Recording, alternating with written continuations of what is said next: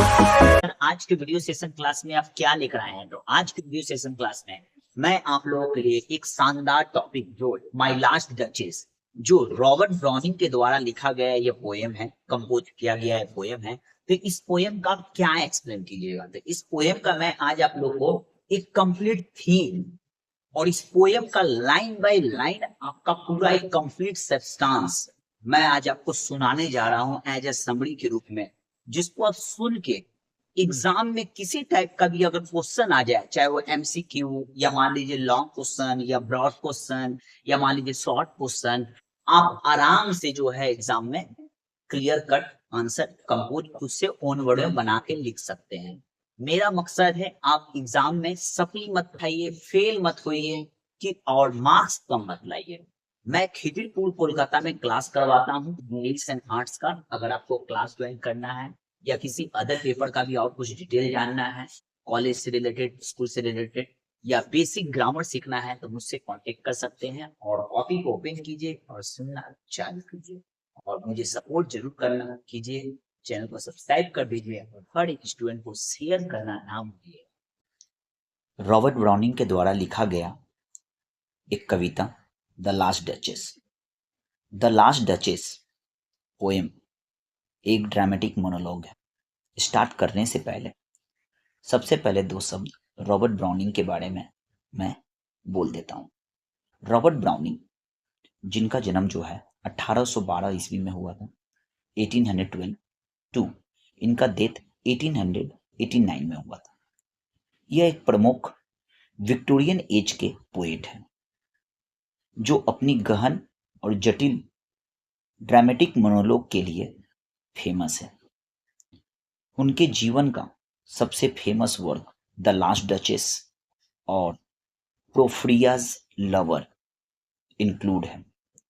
उनकी कविताएं मानव जीवन पर, साइकोलॉजी और सामाजिक मुद्दों पर गहरा प्रभाव डालता है। अब मैं आप लोगों को पोएम को एकदम लाइन बाय लाइन, एकदम कंप्लीट समरी एक्सप्लेन करने जा रहा हूं।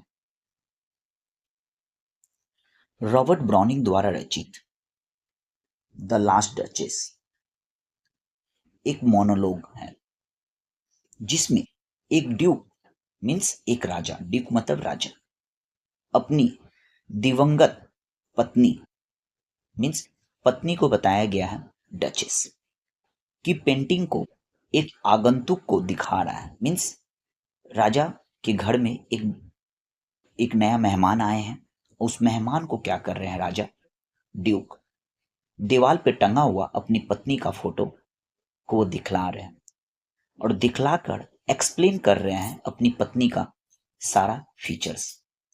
यह कविता 16th सेंचुरी की इटालवी ड्यूक ऑफ फेरारा पर आधारित है। कविता की शुरुआत में ड्यूक आए हुए आगंतुक को दीवार पर टंगी अपनी दिवंगत पत्नी की मीन्स अपनी फेवरेट पत्नी की तस्वीर को दिखाते हैं। वह इस तस्वीर को बड़ी गर्व और अधिकार भावना के साथ प्रस्तुत करता है। तस्वीर एक कुशल चित्रकार द्वारा बनाई गई है। मीन्स दीवार पे जो पिक्चर टंगी हुई है ड्यूक का पत्नी की, एक अच्छा पेंटर ने उसको बनाया है जो उसकी पत्नी की सुंदरता और शांति को दर्शाती है।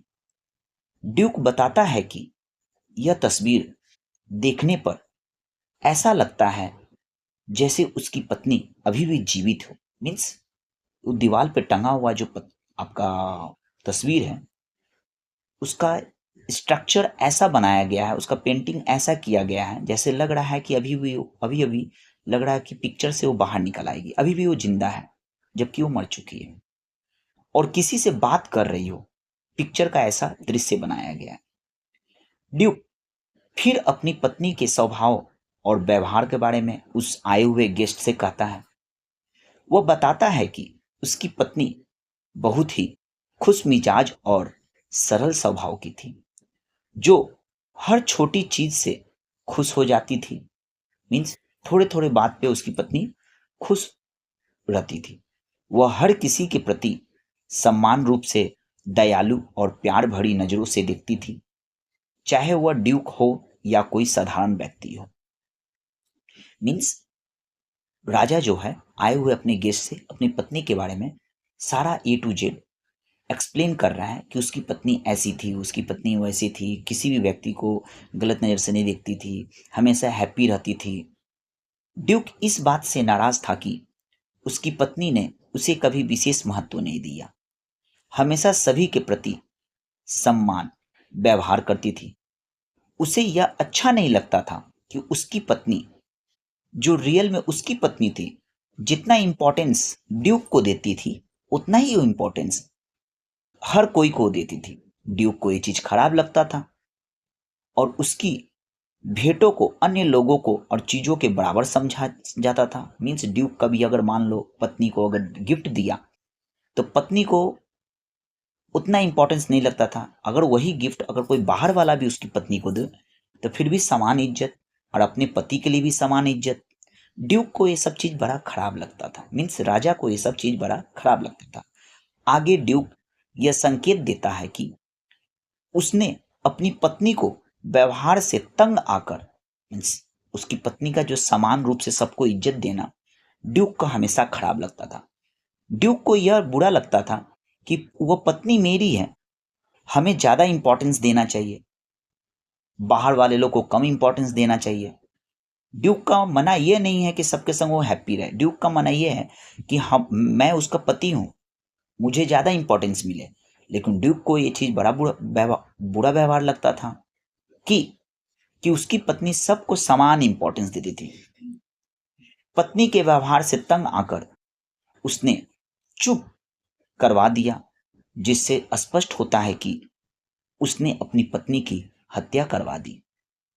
यह बयान ड्यूक के कठोर और निर्दयी स्वभाव को प्रकट करता है। कविता के अंत में ड्यूक अपने अतिथि को नीचे चलने के लिए आमंत्रित करता है, यह बताते हुए कि अब वो दूसरी शादी की योजना बना रहा है। मीन्स ड्यूक ने अपनी पहली पत्नी को मरवा डाला और अब जो है अपनी दूसरी सेकंड मैरिज करने का उसके मन में प्लानिंग चल रहा है। अतिथि एक अमीर व्यक्ति का प्रतिनिधित्व है। जो घर में उसके आए हुए गेस्ट हैं वो एक रॉयल्स फैमिली से बिलोंग्स करते हैं। बीच का मीडिएटर है जिससे ड्यूक अपनी दूसरी शादी के लिए बातचीत कर रहा है। जो अतिथि आया हुआ था यो ड्यूक से बातचीत कर रहा है कि आप दूसरा शादी कर लीजिए। इस मोनोलॉग के माध्यम से ब्राउनिंग ने ड्यूक के चरित्र की गहराई और उसकी साइकोलॉजी स्थिति को इस पोएम के जरिए एक्सप्लेन किया है। कविता में ड्यूक का गर्व, अहंकार और उसकी अधिकार भावना को साफ साफ दिखलाया है कि किस तरह से ड्यूक जो है अहंकार में डूबा हुआ है, अपने आगे किसी को समझ नहीं रहा है, जबकि उसकी पत्नी बहुत अच्छी थी। उसकी पत्नी की तस्वीर केवल उसकी संपत्ति का एक हिस्सा है जिसे वह अपनी इच्छानुसार प्रस्तुत करता है। जो कोई भी उसके घर में आता है ड्यूक से बात करने के लिए तो अपनी पत्नी का सारा फीचर्स उसको एक्सप्लेन करता है। कविता में ड्यूक की दृष्टि से उसकी पत्नी का चित्रण होता है जो वास्तव में उसकी असुरक्षा और संवेदनशीलता को प्रकट करता है।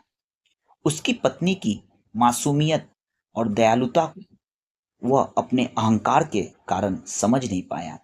आज उसकी पत्नी मर गई, चली गई उसके जीवन से, तब राजा ड्यूक को अफसोस लग रहा है। काश उसके फीलिंग को हम समझ पाते।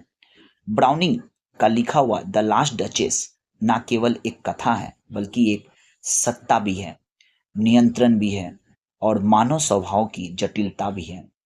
यह गहन के रूप से रॉबर्ट ब्राउनिंग ने इसको एक्सप्लेन किया है। इस कविता के माध्यम से रॉबर्ट ब्राउनिंग ने यह दर्शाया है कि कैसे अहंकार और अधिकार की भावना एक व्यक्ति को निर्दयी बना लेती है और क्रूर बना सकती है। यहाँ पर मेरा यह कविता फिनिश हो जाता है। आपको यह कविता कैसा लगा प्लीज़ प्लीज़ प्लीज़ कमेंट में ज़रूर लिखें और मुझे सपोर्ट कीजिए, चैनल को सब्सक्राइब कीजिए और हर एक स्टूडेंट को शेयर जरूर कीजिए प्लीज़, क्योंकि किसी का भी साल बच जाएगा आपके जरिए।